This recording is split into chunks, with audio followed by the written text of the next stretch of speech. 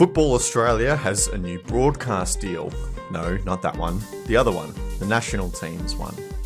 Every single Matildas and Socceroos game except for the Men's World Cup will be broadcast by Paramount Australia. Plenty of opinions on this one, we'll take you through them all. The round of 16 is complete in the Australia Cup as yet another cup set knocks out, this time David Zrilich's Perth Glory. In a time of financial crisis for the A-League, Sydney FC has reportedly turned down 3 offers for one of their young defenders. Wellington jump on the Kiwi team signs a player that won the Asian Champions League with Urura Red Diamonds bandwagon, and the Under-20 Women's World Cup is about to kick off in Colombia on this episode of the Roundball Australia podcast, supported by Manscaped. Use code ROUNDBALL for 20% off and free shipping at checkout. My name is Lachlan Avil, and joining me tonight is Poletti. Hello to you. I know you've been working hard on your list of 63 million dub transfers to take us through this week. And not only that, I finally thawed out after venturing out to the Arctic Circle last night, so very happy with that. I do have to say, though, from the reports I've heard, it wasn't that Arctic. Maybe a bit windy perhaps in that first half, but the temperature was perhaps a bit above average. Oh, no, it definitely was. It's almost like there's this thing called climate change, and not even the Arctic Circle is immune to it. God, that could be one hell of a tangent. Let's move away from that. Jacob Stevens, hello to you. Good to be back on after a little break. Poletti with the snarky comment in the group chat about reporting it like I've been injured. It's okay, I am here in full health, so no, it's good to be back. And Christian Montegan as well, hello to you. Good evening. Yeah, it's good to be on this episode. You know why? Because Melbourne Victory beat a club from New South Wales, so that's going to get up the nerves of Poletti. And also Jacob, Adelaide won, so we're not going to hear any of Jacob's rants, hopefully. I think you're mistaken on that one. There could be some defensive rants. Did you not read the piece on Roundball Australia? Yeah, Jacob, I understand. Adelaide go through, and you still get angry. Come on, you got to just take the wins as they come. There won't be many of them this season. Don't even get me started. Let's leave that for when we're talking about the cup. So, is that a spoiler alert for our A-League predictions this season? You're not going to tip Adelaide in second. I'll be tipping them second last, don't you worry. All right, all good content to come. Don't give it away too easily, guys. Come on, what are we doing here? All right, let's get stuck into the news because Football Australia and Paramount Australia have announced their new broadcast rights deal for the Australian national teams through to 2028. Now, we have talked about this before, but this deal was strategically packaged by Football Australia through various means to include literally every single Matildas game and all Socceroos games except for the Men's World Cup. That's the only exception. The Women's World Cup in Brazil 2027 was purchased by Football Australia through an intermediary to package into this deal, which I think has been a resounding success. We've got the Women's Asian Cup, of course, in Australia in 2026 and the Men's Asian Cup in Saudi Arabia in 2027. That all adds up to over 100 international fixtures. The big asterisk that will jump out at people is that at least 50 of them will be on free-to-air, which of course means roughly 50 games won't be.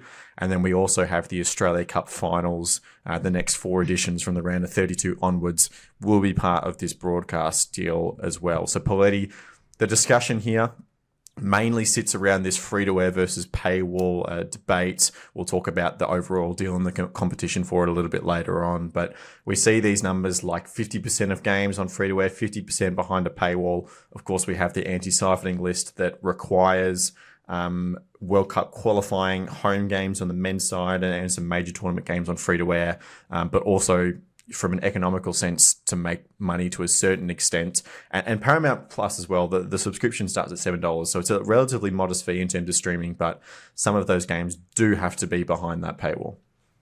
Yeah, absolutely. Make no mistake about it. This is a lot of this is going to be about driving subscriptions to Paramount Plus. I think based on what I've heard from people who deal in this sort of stuff, the numbers, not just as it relates to football and the A-Leagues, which is its own separate TV deal and beast entirely, the numbers aren't quite where Paramount want them to be, just overall for the product. And so the easiest way to drive numbers up is to get content that people want.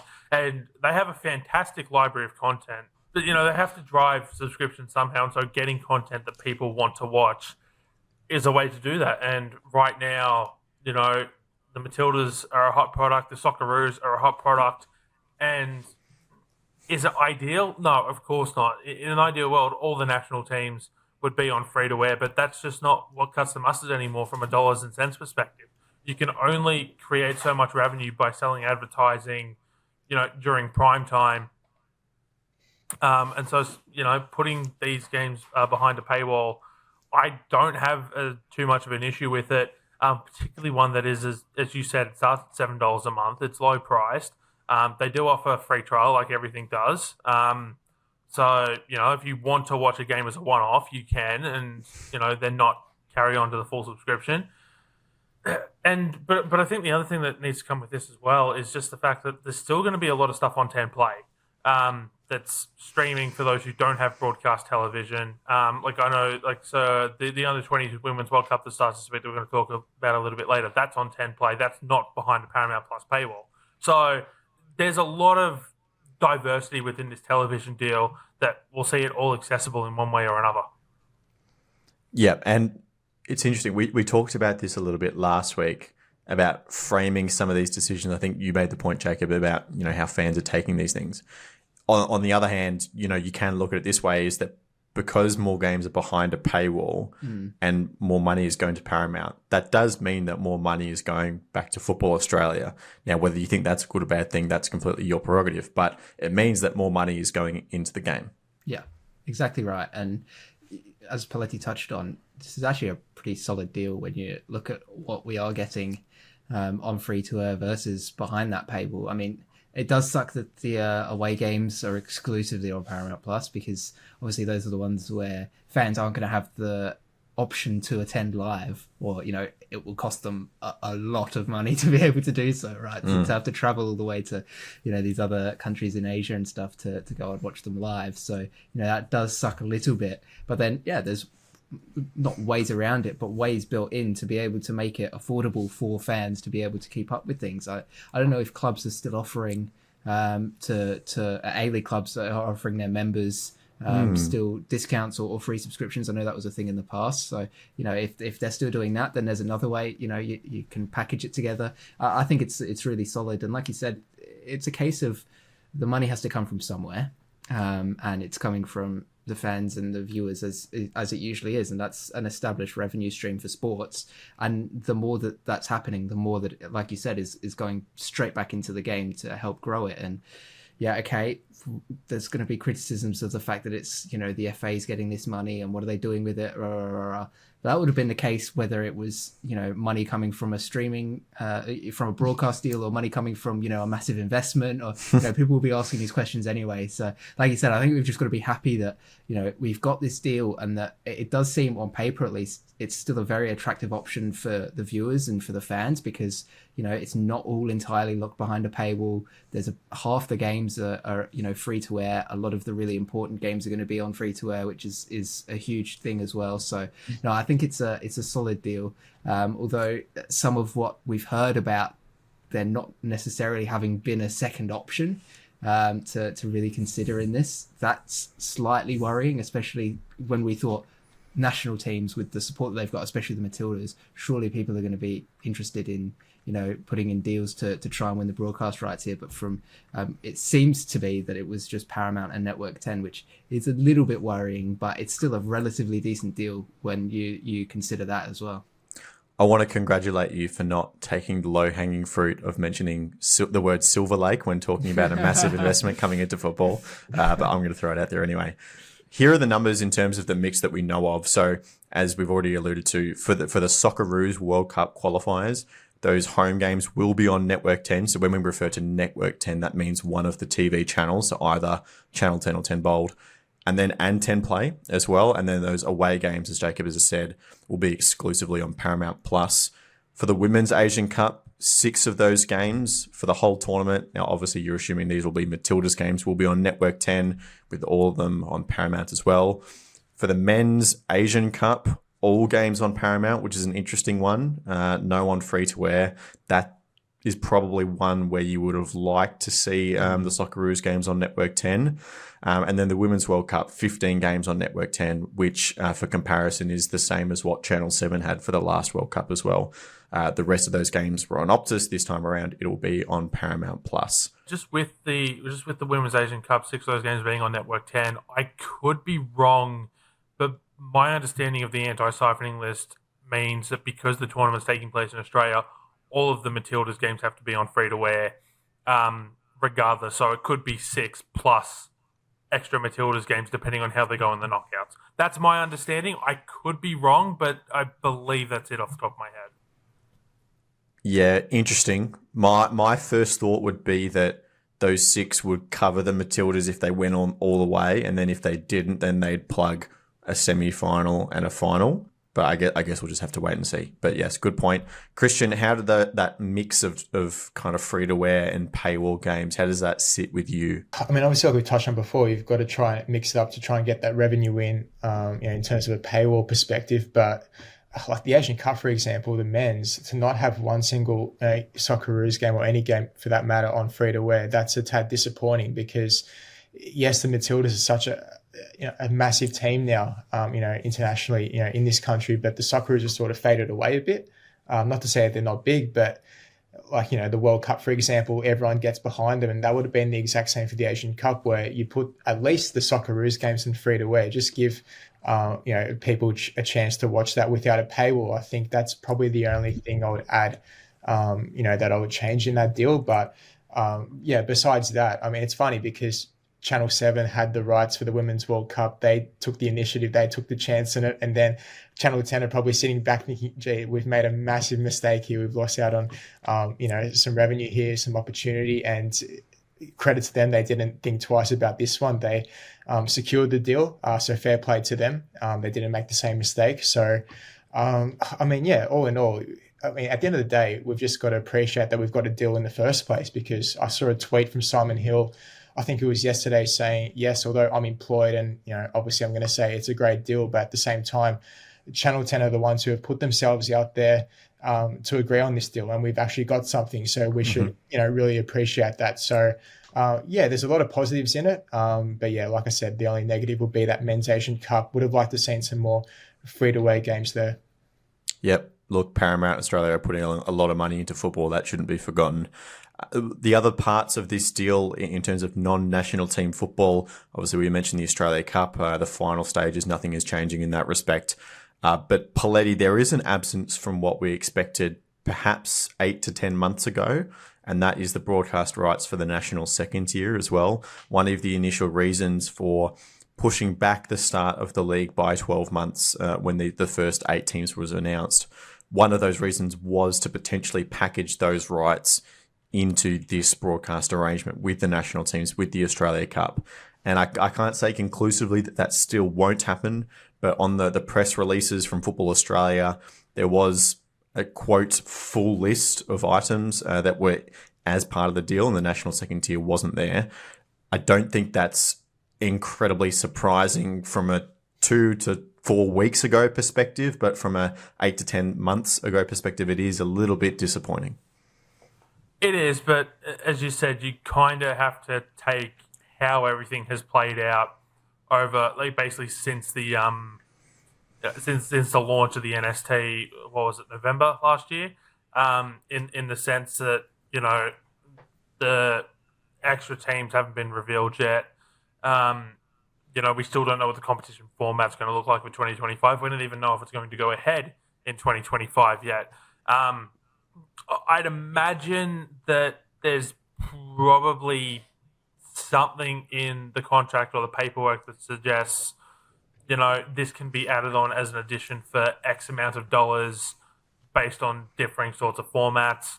I imagine that both sides have done their due diligence, and that, should the NST go ahead next year in whatever format, it will find its way onto one of the 10 or Paramount products as an add-on to this deal, or perhaps as a completely separate deal that just sees it go through the same timeline.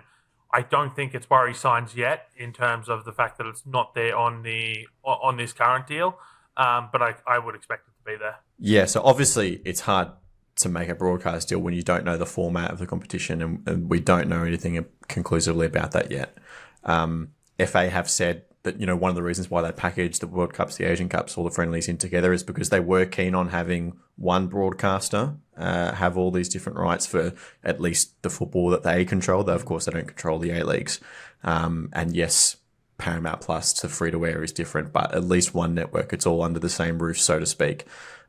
So obviously not a whole lot we can say on the NST just yet, but it's just another hurdle that this competition is going to have to overcome if it does get off the ground in 2025. And now, Jacob, let's move to the competition as you move to it. So we saw a report from the Sydney Morning Herald after this deal was announced. Anonymous sources have told Vince Rugari as part of that report that previous reports of $200 million as an overall fee for this deal were, quote, wide of the mark. CEO of Football Australia, James Johnson, only willing to say that it was a new high water mark for FA's broadcast revenues, which is a good thing. Perhaps not quite the mark that was expected, but that report also suggests that Foxtel and Nine looked at the rights but made no serious bid. With Paramount relatively unchallenged, and FA, as I said, keen to keep all the games under one roof. So I don't know how to take this. It's good that at least a couple other people were looking at it, but without any serious bidding, it's unlikely to drive the price up anymore. Yeah, look, I think that as a result of that, I think we've come to actually a good thing, right? In that this sort of quasi-monopoly of football, isn't this what fans have been crying out for? Is, we just want to have one service we can go to be able to follow Australian football. We don't want to have this and this and this and this.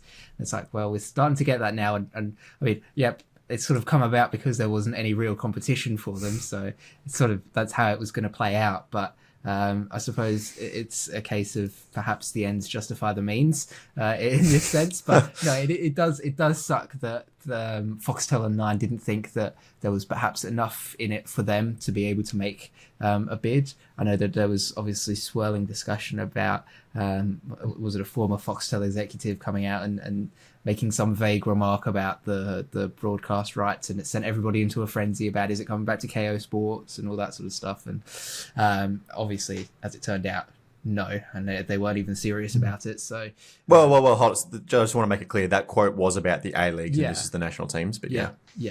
But the lack of competition, it does hurt, because there's nothing to, like you said, continue driving that price up. And Paramount, it also becomes a case of, do they just rest on their laurels now of going, well, we've got what we wanted, and take their foot off the accelerator a little bit, and the product stagnates or something like that. I'm obviously not hoping that happens. I don't want that to happen or anything, and I'm not suggesting that it will. But I think that it's definitely a real concern that it might happen, because when you've got nobody else that's fighting for the product that you've got, well, you can do whatever you want with it, right? Because nobody else wants it anyway. So that is a slight worry. But like I said, I do think it's good, because it means now that we've got Paramount and you've got the A-Leagues are on there, at least for this season. Obviously, the upcoming broadcast deal is up in the air for that. But now you've also got the Tillies and the Socceroos on there as well. It's all this centralized one location. And I think that just makes it super convenient for fans, because you've only got the one place you have to go. If you want to follow other leagues around the world, that's on your own penny. But to follow Australian football, it's in one spot. And I think that's actually a really good thing. I was going to say, I was surprised Foxtel didn't give it more of a push, considering that they don't really have any football content. beIN Sports have, completely wiped off, their system, as to speak. Whereas Channel 9, they've got a few sports already there in terms of cricket during their season, in the summer. So the Asian Cup, how are they going to manage that? And I think they've got another couple of sports on the top of my head. So that part makes a bit more sense, perhaps probably why they didn't push as hard. But, for Foxtel, to get a bit more diversity in their program, I know Poletti's, that would be against it. But I don't know. It would have been good to see, like, again, Jacob touched on it. If you don't have that competition driving up the prices, then you got to see that as a downside. But at the same time, it is pretty disappointing to see that. I'm not against it, right? I think my problem with this idea of that you presented of Foxtel needing to diversify their lineup, they made a decision to not continue to broadcast beIN Sports on the Foxtel platforms, right? That was not a beIN decision. That was a Foxtel decision to trim some of their content library. So they actively made a decision to get rid of that. Otherwise, as much as I decry, this idea of getting up in the middle of the night to watch European football, which I don't do as an A-League snob, there were times where I'd watch the Scottish Prem, I'd watch the Bundesliga, I'll watch the early kickoffs because. Syria.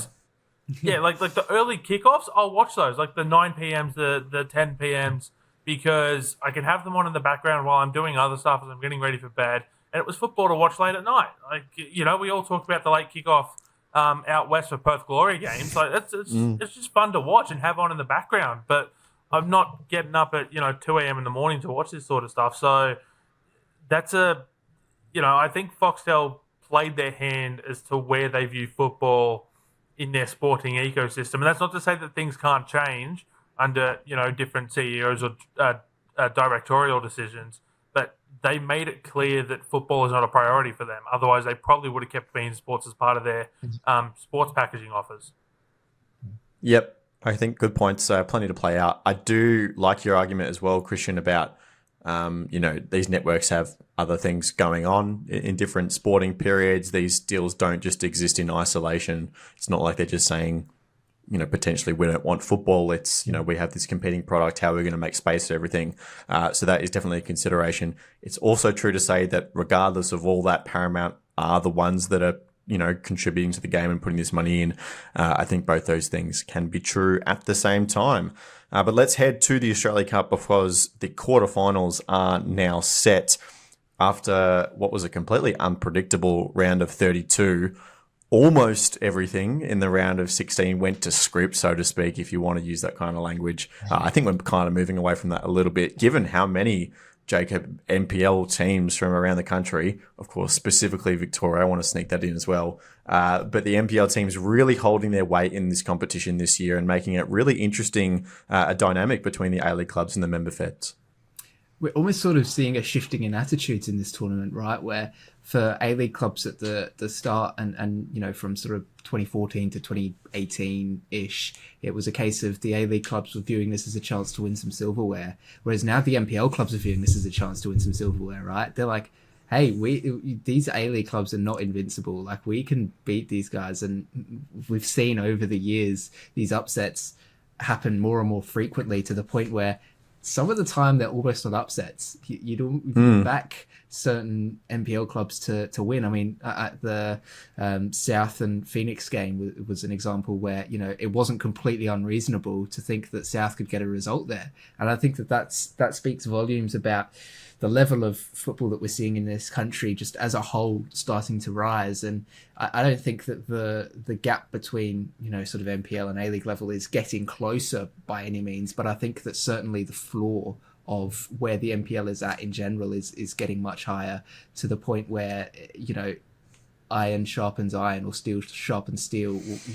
Playing against better quality opposition consistently in the NPL is good for these clubs when it comes to the Australia Cup, and also obviously having the benefit of it being at the back end of their season, the pre-season for the A-League clubs. There's a chance for them to strike, and that you can see how much the community and the clubs really get around this, because it's a chance for them to, like I said, go on and potentially win some silverware. I mean, Sydney United obviously made it all the way to the final. It wouldn't be unreasonable to think that somebody might do the same here again this season, given how a lot of the A-League clubs have looked. So it's just awesome. I really like it because it feels more like a cup competition now, whereas at the start it felt like these A-League clubs having a bit of a kickabout against some lower league opposition, and then it was all A-League teams in the later stages of the knockouts, whereas now that's not always going to be a guarantee, and there's always the potential for an upset. And Perth Glory were on the receiving end of that one.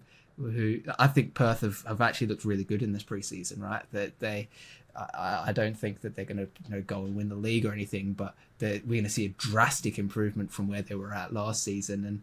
And so to fall out 3-2 against Moreton, I certainly wasn't predicting that. And it sort of goes to show again of these smaller clubs are going, we can beat even teams that are looking good. That gives them something to work towards and build towards. I think it's fantastic, and I've really enjoyed the tournament so far. Yeah, absolutely. I have too. I actually do disagree with your observation a little bit that perhaps the gap isn't closing at all between the A-League and the NPL sides. I would argue that because of the way the A-League is at the moment, you look at teams, the ones that have been knocked out by A-League opposition. You got Wellington Phoenix, who had a couple of New Zealand players that were only just returning. They have to travel all the way to Australia early in pre-season. They've had a couple of players taken away from them. They got a younger squad, vulnerable to a cup set. Sydney FC got rid of Luke Bratton because they want to target this younger generation, gets knocked off by Oakley. And we've seen it, the average age of all these A-League clubs, with the exception of maybe one or two, is going down in the last few years. And because of the financial struggles of the league, I think when they recover, that will go back up and the gap will widen a little bit. But I think this is the opportunity, maybe a 1 to 2 to 3 year window where the NPL teams could really challenge. And of course, they're battle hardened through their season. We know that the impacts of the A-League preseason have on the tournament as well. But Christian, I think there's a window of opportunity for these clubs that are really ambitious in the state leagues to go all the way in these next 1 or 2 years in the Australia Cup. Yeah, definitely. Just quickly on what you touched on. It's interesting because I saw your eyebrows raised there when Jacob made that observation. I thought, yeah, Lockie definitely disagrees with this. No, but I'm probably leaning more on your side, Lockie, in terms of that, because if you pluck, just say 20 teams in the A-League, for example, just say if it was a European league and you get a couple of NPL teams from each state into already with the 12 A-League clubs, I don't think there would be that much of a significant difference, because we have seen, obviously, how many cup sets have we seen? How many times have we seen NPL sides being able to, really take the initiative and, really just play, I guess, courageous football? I mean, obviously with the finances and stuff, it's going to be, I'm not saying it's a level playing field or anything like that, obviously, but at the same time, the gap has definitely closed, and I've thought in at least the past couple of seasons, I think it's definitely is noticeable on the pitch and how teams want to produce, different, styles of football, particularly in attack, it's definitely been evident. So, from that sense, it's definitely close. But yeah, the big shock was definitely Morden over Perth. Like on Jacob, did not expect that at all. But you got to take into consideration the red card. Obviously, Morden playing at home as well. They got a bit of a boost in that second half. Perth wasted a couple of opportunities. With Adam Taggart and another opportunity from the top of my head that they sprayed, and then Morden just sort of ran over the top of them with the extra man. So it just goes to show, because Perth have started the season well, really high press intensity. But interestingly, when they went 2-0 up, they sort of reverted back a bit into a more defensive shape. And I haven't really seen that under Zrilic, in the first few preseason games in the Australia Cup.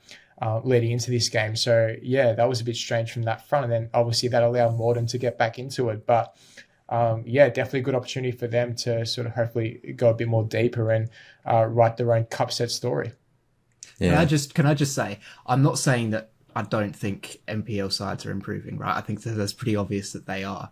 But I also think that the quality at the A-League level is consistently rising at a similar rate as well, to the point where I don't think that the gap is closing. And you take Christian's example of, let's put some NPL sides into the A-League. And I think over the course of the season, you would see that gulf, and it would be pretty significant. I think that they're boosted here by the fact that it is a knockout competition, right? And you have that sort of extra pressure. The A-League teams aren't in full season form. The NPL sides are. So I do think that the gap is still there. Okay, maybe it has closed a little bit, but I don't think it's as significant a sort of closing as some people are playing it out to be. I just think that football as a whole has risen in quality, and that means that in these knockout games, you're far more likely to see a result for the underdog because they're used to playing against better opposition from the get-go. Yeah, that's fair enough. And I do agree with that if you put them all in a league and gave them the same preseason and everything, that the golf and quality would show. But the fact that it's, these A-League teams have skewed younger, and they're in preseason, and the NPL are getting a little bit better, and they're in the prime, and you're picking the best of them to get to these phases, I just think this is the window. If they're ever Yes, going to do it, I agree think with this that. is the one. But the exception to the rule, Poletti, I think, the team in the A-League that's managed to hold on to a lot of their players and is looking quite scary early in pre-season is Melbourne Victory. You were there out at the Arctic Circle for this game, a 4-0 win over NWS Spirit. They looked in form in pre-season already. They absolutely did. And I spoke with Spirit coach David Perkovich after the game, and he certainly wasn't in. And this is indicative of who he is. He wasn't in the realm of making excuses, but he did point out the fact that they lost several players over the last couple of weeks. They lost their visa signing as well. I heard, and he sort of confirmed this as well. A couple of players that they had to play pulled up either a little bit sore or a little bit sick, but kind of had to play because it was a cup knockout game. But it was very clear that Victory came there to play, and as you said, that was reflected in the performance. I sort of want to make I want to bring this quote up because I think I'm keen to get the opinion of the three of you on this. This is a quote from David Perkovich said after the game. At this stage of their A-League season, I think Melbourne Victory, probably got arguably the best squad in the country at the moment. Thoughts? Yeah, I think yes. I agree with that because you're taking a team that was very, very strong last year, cutting a bit of the deadwood that perhaps wasn't contributing to the level that was expected or required, and then bolstering the team with signings where you can do. That's a recipe for success, and it might only last a couple of seasons because it's one of the older squads in the league. But I think if you're going to win, you've got to give yourself a window to do that, and I think that's exactly what Victory have done. It's interesting. Yeah. You go. We'll talk about this as we get closer and closer to the A-League season, but I think two of the bigger teams in the competition, Melbourne Victory and Sydney FC, I think they're really going to take advantage of where the league is at the moment. They've seen all these other clubs target youth, sell a lot of good players, and Sydney have done that as well. They've sold some of their good players, but they've gone, okay, this is an opportunity now. If they're all resetting and bringing in younger players, we're going to sign Nicola Virgos. We're going to sign Douglas Costa. We hear that they're just on the verge of signing a new striker as well, Sydney FC. So they're loading up. I think they're ready to go, Christian. And I'll give you an early tip from me. I think the Big Blue could be right up there in those top league positions this year. Yep, definitely. I reckon probably top four, you'd say at least minimum. I'd see Victory and Sydney finishing there because you're right. You've got the squads built for success right at this moment.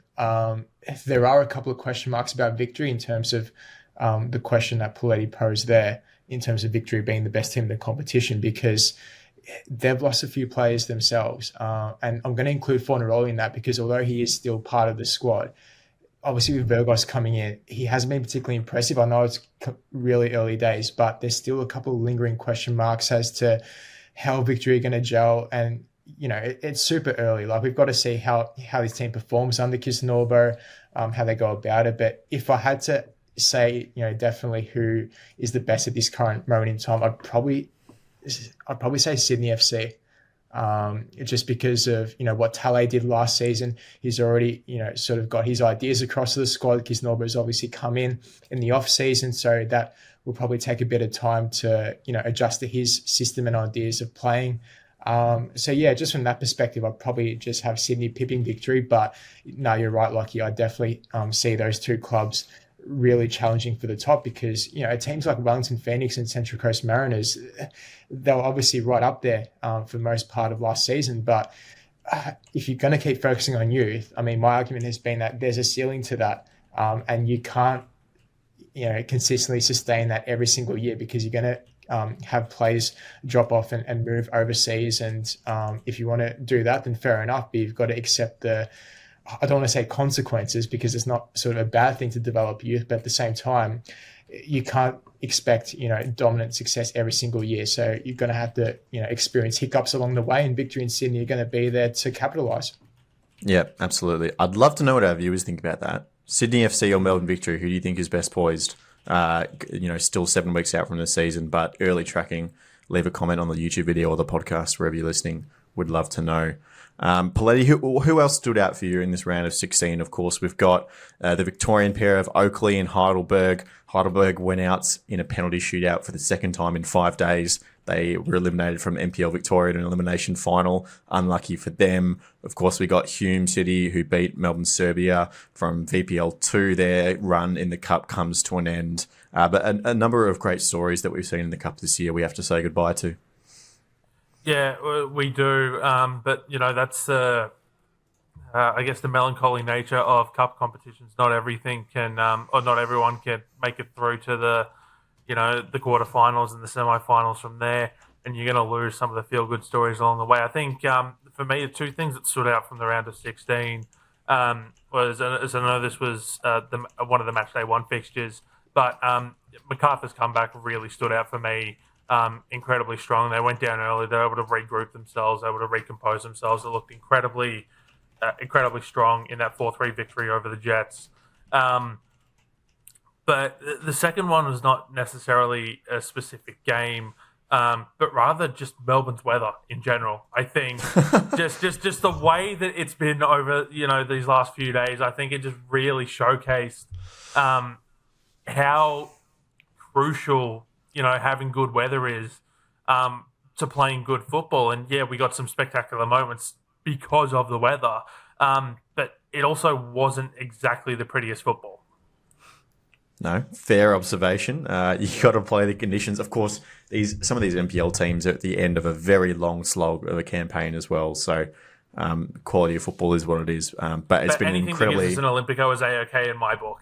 There you go. And of course, that the goal at Lakeside the other day as well from miles out. These things, sometimes weather dependent. But it has been an amazing competition. The quarterfinals will be played between Wednesday the 11th and Sunday the 15th of September. And then it all happens quite quickly after that. So the following weekend is the semi-finals, and then 2 weeks after that is the final. So getting down to the crunch time, it's going to be very interesting to see how the rest of this competition plays out. Let's go to our transfer wrap. And the one we're going to start with is actually a refusal of a transfer because, as I alluded to earlier, Sydney FC have turned down reportedly 3 offers for Hayden Matthews, young defender. According to the Football Insider, these bids came from Portsmouth, and the final one was up to 1.75 million Australian dollars. Now, I think it is absolutely fantastic that Sydney FC are saying no to these deals because it is the fruition of everything we've been talking about over the last 12 months, Jacob, in terms of contracts and having negotiating power. Matthews is on contract for another 3 years. Sydney are actually one of the few A-League clubs that aren't in desperate need to say yes to these kinds of deals. They do have a solid financial backing. They're not one of the clubs that are at risk during this point of transition in the league. So they have a really strong hand. And I think it's brilliant that they're saying, no, we know what his value is. We don't desperately need the money. Fork up or you don't get him. That's right. Swaying the balance, back in favour of themselves and giving the power to the selling club rather than the buying club, which, I think it's the way it should be when, it's the team that you support are selling. But I think it's always the other way around. It's when you're trying to buy a player that they keep bumping the price up and up and up, as Arsenal fans will know from over the years. That seems to always happen to us. But no, I mean, it is good to see because, like you said, it's everything that everyone's been saying about getting young players on longer contracts because it just gives you that extra bit of leverage to be able to say, well, no, there's no reason for us to accept this because, I mean, the likelihood is he'll go on, he'll get even more starting minutes this season, put in an even better stint and be worth even more come the next transfer window and potentially give Sydney the chance to pocket an even bigger sum. So no, it's just really smart football business. And, like I said, we're seeing clubs doing this now with their young players. And I think Sydney have shown that it's sort of a gamble that'll pay off. It's really low risk as well, giving these contracts to younger players because, it's not a massive financial contribution from the clubs because they're not going to be the biggest, wage earners at the club or anything like that. And, if it pans out and they become a real quality player who attracts interest from clubs overseas, you get this opportunity like Sydney have where you can really make your money from it. And no, it's awesome to see. And well played to Sydney as well for turning it down because it would have been very easy for any club in the A-League this season to have gone, Yeah. 1.75 million. That's a lot of money. Although I do agree with it, but at the same time, if a player potentially does want to leave, how does that rock the relationship with the club? If Sydney say to a particular player, okay, we want you to stay if the money's not in for us, and if the player, wants to pursue this opportunity overseas, in this instance, Portsmouth, or, for example, a top club, then, the club, I think, have to be careful in that sense. We haven't, I guess, really seen that scenario play out yet, but if it does eventuate, that'd be really interesting to see that standoff. We haven't really seen it yet, though. And that's the point you make right at the end there, the fact that we haven't seen this in Australia yet. I think that's the key point, that the clubs are now in this position of power where that's an issue. Definitely. And they'll have to manage that well, and clubs manage that however they want all around the world. But the fact that, Sydney FC now have, as you say, Jacob, the selling power for that to even become an issue, I think is an encouraging scene. And, we have all these issues with the league, and we cover them all on this show. But it's things like this that Sydney FC can say no to $2 million. This is where football's going. It's been trending up for the last few years now. This is why people like Bill Foley are willing to come and splash a bit under 20 million to buy a franchise rights in the A-League. It's because it is up. It is on the up. I wholeheartedly believe that, Jacob. And I also think it's a case of, I don't even think it's necessarily an issue, right? Because we see this all over the world, right? Where, where teams turn down transfer offers for players, and it's a very rare occasion where a player gets upset about it and they refuse to take part in training or whatever, or they ask to leave and have their contract mutually terminated and stuff like that. It happens, but it's not the norm. Like, it's still the norm of players to just realize within themselves and go, well, I'm still going to get interest in 8 months' time from these clubs, and if I perform even better than I have done, I'm going to get interest from even better clubs and even more clubs and have more options. So I think it's also it turns back onto the player of how mature are you and how ready are you for this move in the first place. But for a club, imagine if they decide to bench that player for a season, just say, we've seen it happen in Europe, how, and we don't want to see that with our young players, where the club completely disregards them because they know that particular player isn't going to be in their plans long term. It's not a loss for the club, though, is it? Because either they lose this player to an overseas club, but or what I'm saying is because they're unhappy. What I'm saying is it could ruin the development slightly, where that particular player isn't playing for a foreseeable time until they eventually get their move the season after, for example. So that I'm just playing devil's advocate, but the other side of that is then it puts the onus back onto the player when they're negotiating their initial contract. How long do you want to sign for? Obviously, we're seeing this trend where the contract length has gone up. Maybe one club does one too many 5-year deals. Wink, wink. Nothing to do with Adelaide United. But maybe someone gets into that situation. Like, I think these long-term deals are a good thing. Longer than 5 is pushing it. But maybe one club gets into a pickle where this situation does happen, and all of a sudden players aren't willing to sign contracts that are that long. I just think it's good that we're having this discussion. Who's going to be the first to do a Chelsea and offer a 9-year contract? Never. Please, never. But I mean, that's the thing, right? They're doing that in one of the biggest leagues in the world, and that I think everybody's realised is a bit excessive, and some of the players have seen there's some rumours where they're not particularly pleased because they've only just realised what that means, and it means that they've committed themselves to the club for nearly a decade. So, but I think you're right there, Lockie, in that it is on the players to take a bit of onus in these negotiations to go, a contract is a commitment, right?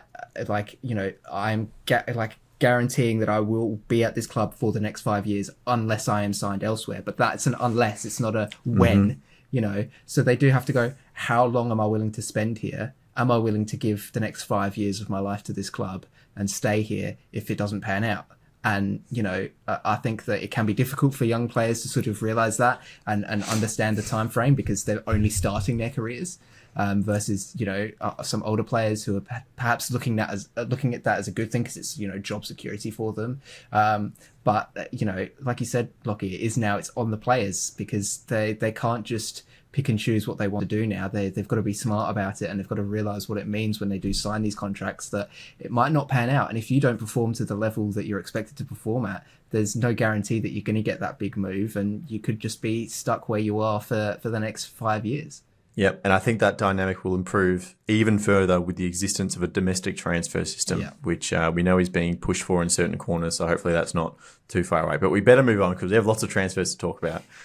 We're going to go to Wellington because they have confirmed the signing of Kazuki Nagasawa. We mentioned him last week, but that deal is now confirmed for 2 years.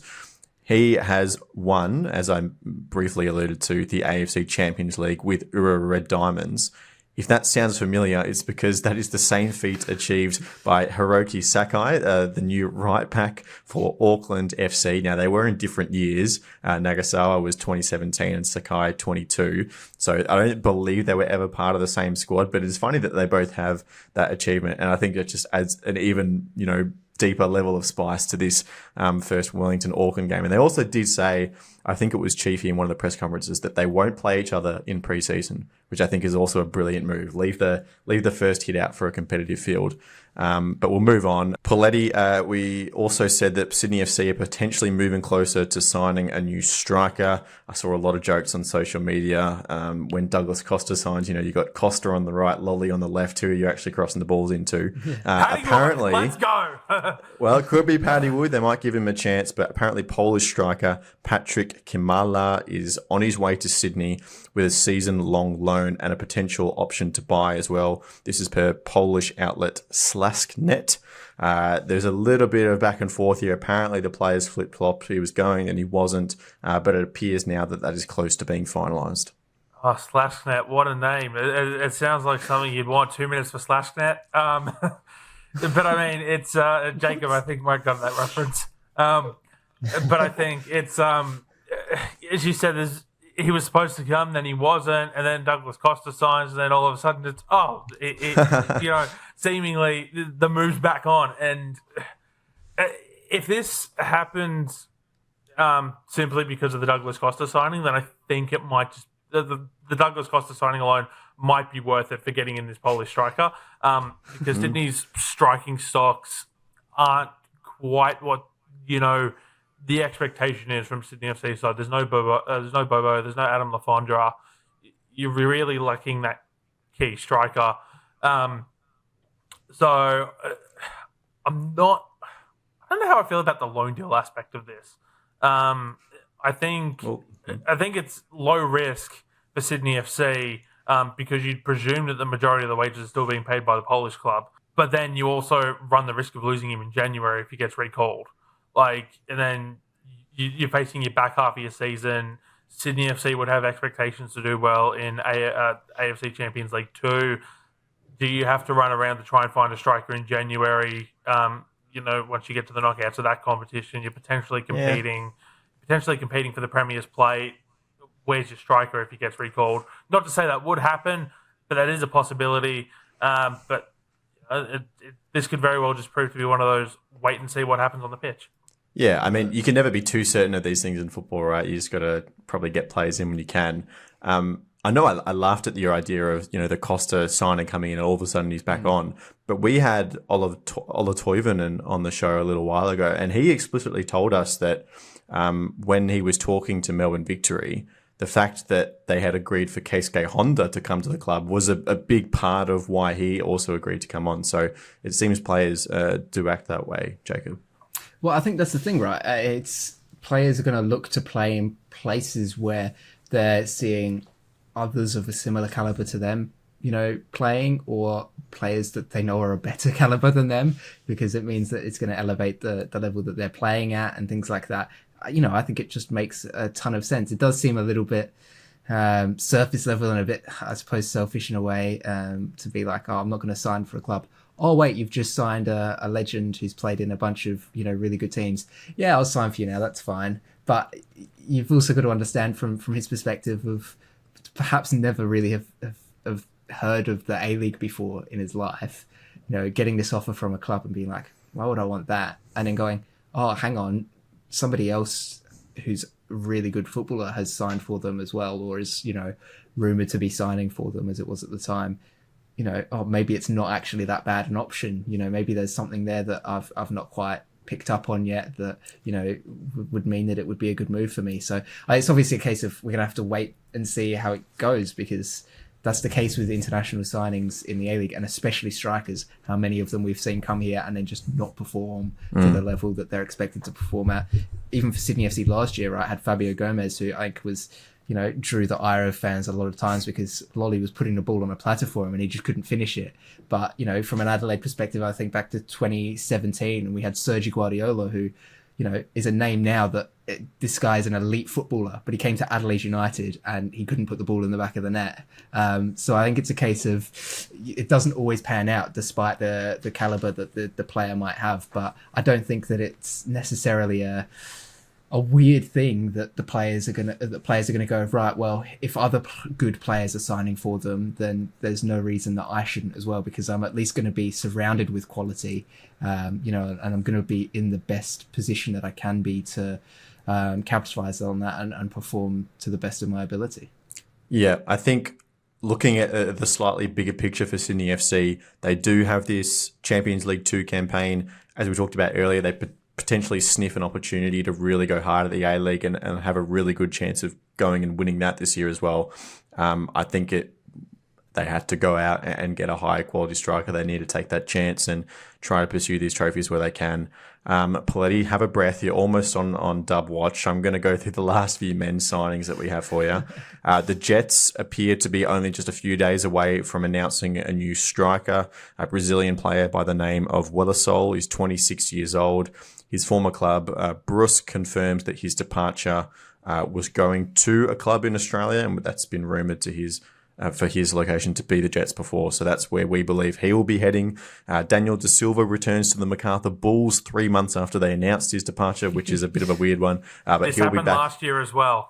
Yeah, he'll be back in Macarthur. He'll be back there. And then Dylan Wenzel-Halls as well departs the Mariners for an overseas opportunity. Per Nicholas Lennon, we believe that opportunity to be Malaysian side Penang FC. So he's out the door. Poletti, I hope you're wound up. Off you go. Dub watch. So Canberra United have finally announced some signings, which I think is absolutely fantastic. And their goalkeeper stocks look absolutely stacked. They've got Sally James, Coco Mastorovic, and Georgia Ritchie. So that is going to be their goalkeeping trio. And they've also locked up New Zealand international Ruby Nathan, who's making leaps and bounds and looked very good. Very good last season. So I'm very happy to see her back at Canberra United, because when you look at all their list of departures, they're going to need some help. And I don't say that lightly. I think we're going to look back at this Canberra United squad that's made their departure over the last 12 to 24 months in a couple of years' time and go, that should have been a grand final winning squad. When you look at how stacked it was. The Wanderers today, Thursday at the time of recording, announced the departures of Bethany Gordon, Melissa Caceres, and India Breyer from their contracts. What do all these players have in common? Oh, that's right. They play for the Macarthur Rams. I wonder where some of them could possibly be going. Central Coast Mariners, Peter Trimus signed a new 2-year deal, which is great for her. That's a big one. Yeah, I've said this. I've said this before. With some other players, I don't know if she'll see that 2-year deal, because I think there might be a transfer in the works for her, and the Mariners might be able to pick up a nice little fee in that respect. And Wogamal departs as well. So they're lacking some options up front, but I'm sure Emily Husband has something cooking on the Central Coast. Heading up the F3, we'll go to Newcastle. Libby Copus-Brown has re-signed with the club. Belle Rowley comes in, a Newcastle local, and she's returning to Australia from the US college system. She's a defender. And also signed a goalkeeper today, Danielle Krasaniak. I've got no idea how to pronounce that. To me. I've got no idea how to pronounce that surname. Canadian goalkeeper. And I believe they might have announced another one as well off the top of my head, but I couldn't find that anywhere. So maybe a Mandela affected it into my brain this week. While for Melbourne Victory to carry on from their big list of signings on Monday, Sophia Sakalis, Nicoletta Flannery, and Alana Yanchevsky Some big name power there for the Melbourne Victory, and their squad is looking very good once again this season. While Ella Tonkin has re-signed for Adelaide. Nothing yet from the Perth Glory, but as I hinted to earlier, I would not be surprised to see a couple of those Wanderers players make their way out west to join MacArthur Rams head coach Stephen Peters. Christian, I think Central Coast, interesting one. They re-signed Peter Trimmis, which is good.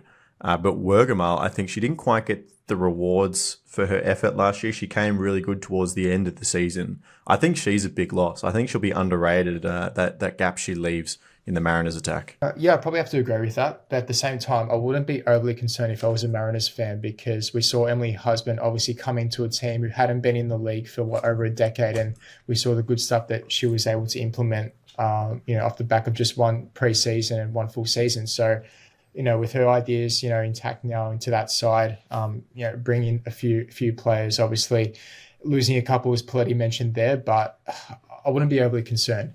From a Mariners perspective, I definitely think they can pick up from where they left off last season. Obviously making that semi-final could have probably went either way against Sydney, even though Sydney did deserve to go through the grand final. It just shows that the margins are very thin. But it'll just be interesting to see the tweaks and changes that Husband will implement in this team, because it does have the foundations. Still a lot of good strikers available. There's a couple floating around NPL Women's New South Wales as well. That I think definitely deserve another crack at the A-League, who have been there in the past. And Ashcroft's immediately pops to mind for me. She spent the last couple of seasons 20-goal season goal scorer, and that's exactly what you want in this sort of competition. As someone who enjoys watching Ashcroft, I'd very much like to see her get a chance at the Mariners. Of course, we have some more exciting games coming up for our young Tilly squad. They're embarking on their quest for the Under-20 Women's World Cup. They've got a tough outfit. First up, they're playing the host, Colombia. Of course, Linda Caicedo, who lit up the World Cup, Senior World Cup in 2023 here in Australia, is part of that Colombia squad. So, Poletti, that's a tough game first up, but what can we expect from our young Tillies going into this tournament? I think what we can expect from the young Matildas going into this tournament is they should be able to get out of the group. I think one of the things that they struggled with in 2022 was also a very tough group stage. But, it's been expanded to 24 teams this time around. So top two from each group go through, plus four of the 6 best third place finishers from the 6 groups will go through. So another one of those funky tournaments where mathematics, we all need a calculus degree on the last match day to work out who's going through and where they're going to finish in terms of seeding for the round of 16. I think a round of 16 exit might be a possibility for the young Matildas, just because there's so many strong sides in this tournament, for all these other nations, and there won't really be any sort of quote-unquote easy beats amongst them. We saw, if we go back to the AFC Under-20 Asian Cup, struggled against Japan. That's a possibility in the round of 16. It's going to be difficult, but the path is only going to get harder once you get past a round of 16, if you do. But I think getting out of the group is almost a certainty, touch wood. Get a draw, one win should be enough to get you out of the group, based on the draw. But as I said, it's a very strong squad. A lot of the squad has been kept from the Under-20 Asian Cup. There will be a piece on Roundball Australia in the next couple of days where I'm going to take a look at some of the players that you should absolutely be keeping an eye on throughout this tournament from a young Matildas perspective. So be sure to check out the website for that. It'll give you an idea of some of the talent to watch. Overall, I think that this has the possibility to be a very good tournament for Australia. But all it's going to take is the wrong team in the round of 16, and they're going home early. As always. All right, very nice. Thank you. That will do for this episode of the Round Ball Australia podcast. Thanks to Manscaped for supporting our show. If you have just realised it's Father's Day this weekend, go to the website on Manscaped, use code ROUNDBALL at the checkout and you'll get 20% off and free shipping. And at least you can say that you've got the receipt to put in the card for Dad on Sunday morning if you're really scrambling. But Jacob Stevens, thank you for being here today. Thanks, Lockie, and very interesting way that you managed to avoid me going on an Adelaide rant there by just not asking me the question. So to our listeners, if you do want to see what I had to say about Adelaide United's performance in the Cup, head to Round Ball Australia, because I included a little bit there for our roundup of that match day, and it's, in my opinion, a very entertaining read. Those who have read it would agree. Christian Montegan, thank you. You were right. We didn't get to hear Adelaide's rant from Jacob, but only because I didn't ask him the question. Yeah, it was obviously purposely done, but thank you as always. We're pushing for time a little bit on the Oz Cup stuff, so I decided we'd save our listeners' ears at this point in pre-season, Jacob. But it's a long season ahead. Adelaide is still in the Cup, of course, so plenty of opportunities in the future. But Poletti as well, thank you. I think that's the first time Christian's got a prediction right in a number of months, isn't it? Don't worry, Jacob. I'll be predicting you to come last. Don't worry, and then that means Adelaide will finish as the premiers for the new season. So don't worry. The ultimate commentator's curse. All right, lovely, Christian. Thank you all very much for listening at home. We appreciate your ears as always. We will be back on Tuesday with a very special interview with none other than Socceroo Alessandro Giacatti, so stay tuned for that. Thank you all for listening. It's so late, we got to get out of here. I think you can tell, but thank you for listening. Goodbye. It's a very good read. A read? That's not a read. Oh my god. I'm not even going to try. It's been such a long day. 10:45 p.m.